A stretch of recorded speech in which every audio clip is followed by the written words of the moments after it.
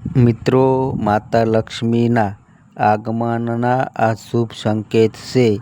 જે કોઈને આ સંકેતો દેખાય તો સમજવું તે દુનિયાના સૌથી ભાગ્યશાળી માણસ છે અને તેના પર માં લક્ષ્મીની મહેરબાની આખી જિંદગી રહેવાની છે.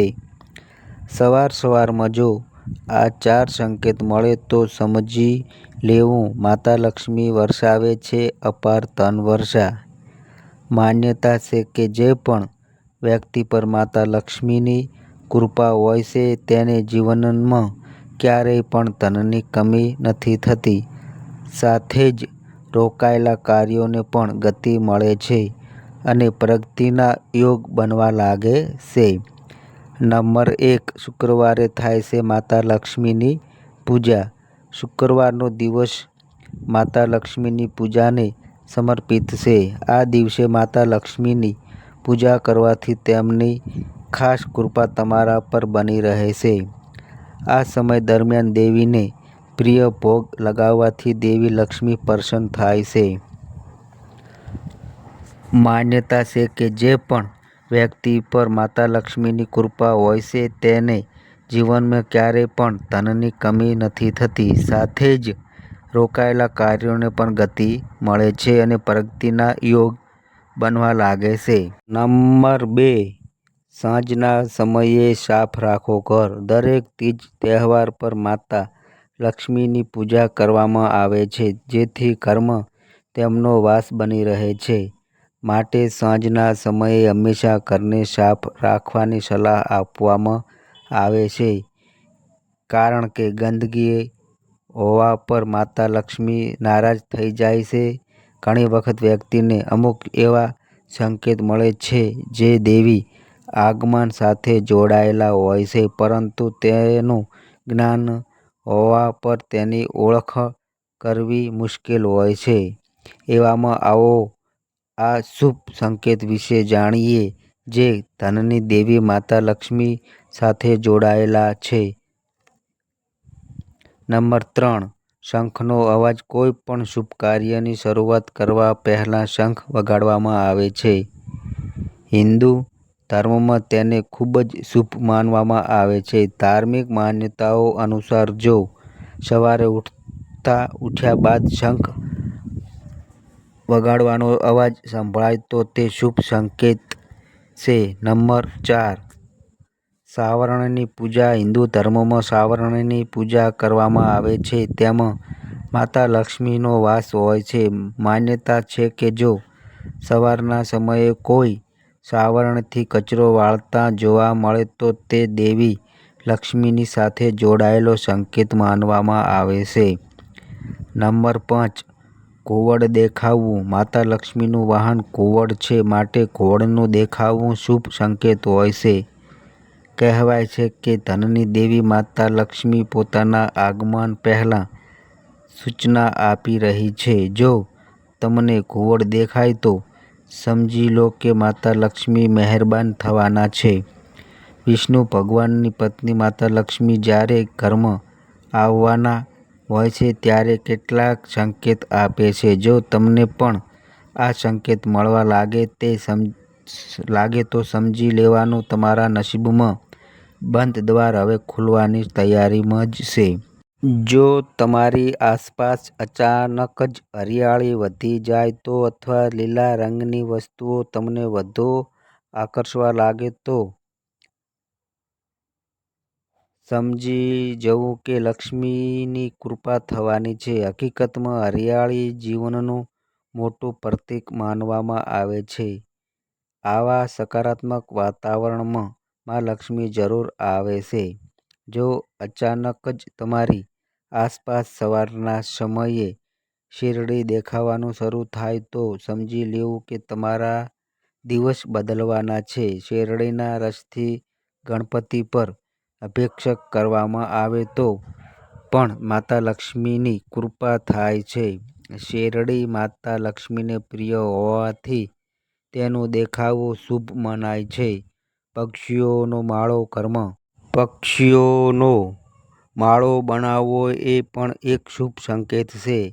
આનો અર્થ એ છે કે ટૂંક સમયમાં તમને ક્યાંકથી અણધાર્યા પૈસા મળી શકે છે. સપનામાં સાવરણી, શંખ, નાગ, ગરોળી, ઘુવડ, વાંસળી, કમળ કે ગુલાબનું ફૂલ, ઘડા વગેરે વસ્તુઓ જોવી પણ શુભ માનવામાં આવે છે. આવા સપના ધનની પ્રાપ્તિની નિશાની છે. ઘરમાં કાળી કીડીઓનું ટોળું જોવું ખૂબ જ શુભ માનવામાં આવે છે. જો તમે કાળી કીડીઓનું જૂથ જોશો તો તેમને નુકસાન ન કરો. તેના બદલે ખાવા માટે લોટ કે ખાંડ જેવી વસ્તુઓ આપો. કાળી કીડીઓનું ટોળું એ સંકેત છે કે દેવી લક્ષ્મી તમારા પર ખૂબ જ પ્રસન્ન છે અને તમને તેમના આશીર્વાદ મળવાના છે.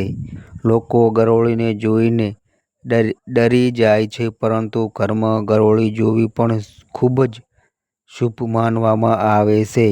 ખાસ કરીને સૂર્યાસ્ત પછી 3 ગરોળીને ઘરમાં એકસાથે જોવી એ દેવી લક્ષ્મીના આગમનનો શુભ સંકેત છે. જો તમે કોઈ કાર્ય માટે જઈ રહ્યા છો અને તમારી સામે સુહાગન સ્ત્રી અથવા ગાય આવી જાય તો તમને કાર્યમાં સફળતા મળે છે. કપડાં પહેરતા કે ઉતારતા વખતે જ્યારે પાકીટમાંથી પૈસા પડે તો સમજી જાઓ કે ધન પ્રાપ્તિના સંકેત છે. જો તમે ઊંઘમાંથી ઉઠતાં જ જો કોઈ ભિખારી દ્વાર પર આવી જાય તો સમજવું કે ટૂંક સમયમાં ઉધાર પાછો આવશે. જો તમે કોઈ કાર્ય માટે જઈ રહ્યા છો અને તમારી સામે કોઈ વ્યક્તિ ગોળ લઈને જતો જોવાય તો આશા કરતાં વધુ ફાયદો છે. જ્યારે કન્યા માટે વર શોધવા જઈ રહ્યા છો ત્યારે 4 કુમારિકાઓ બહાર વાત કરતી મળે તો સમજવું કે શુભ યોગ છે.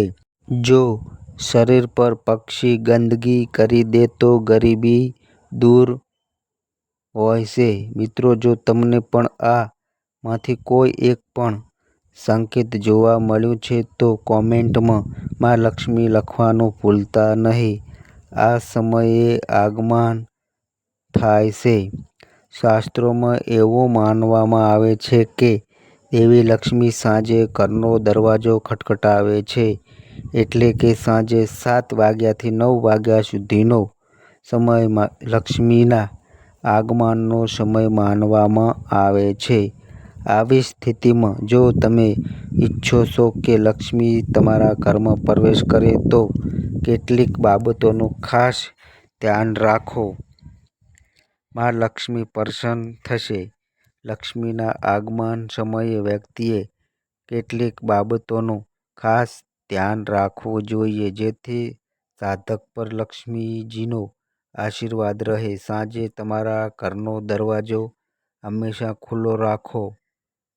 આ સાથે મંદિર અથવા મુખ્ય દરવાજા પર ઘીનો દીવો પ્રગટાવો. આમ કરવાથી માં લક્ષ્મી પ્રસન્ન થાય છે. આ બાબતોનું ધ્યાન રાખો.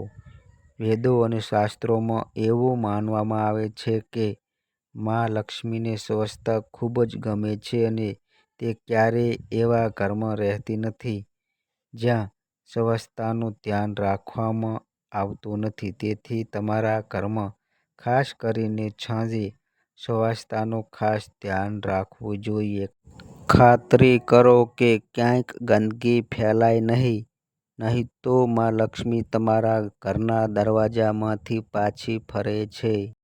તો મિત્રો, આ અમારી માહિતી ગમી હોય તો વિડીયોને લાઈક કરો, શેર કરો અને મિત્રો આ અમારી ચેનલ પર નવા આવ્યા હોય તો મિત્રો ચેનલને સબસ્ક્રાઈબ કરો. તો બસ મિત્રો, આજે આટલો. ફરી મળીએ એક નવા વિડીયો સાથે. ત્યાં સુધી બધાય મિત્રોને હર હર મહાદેવ.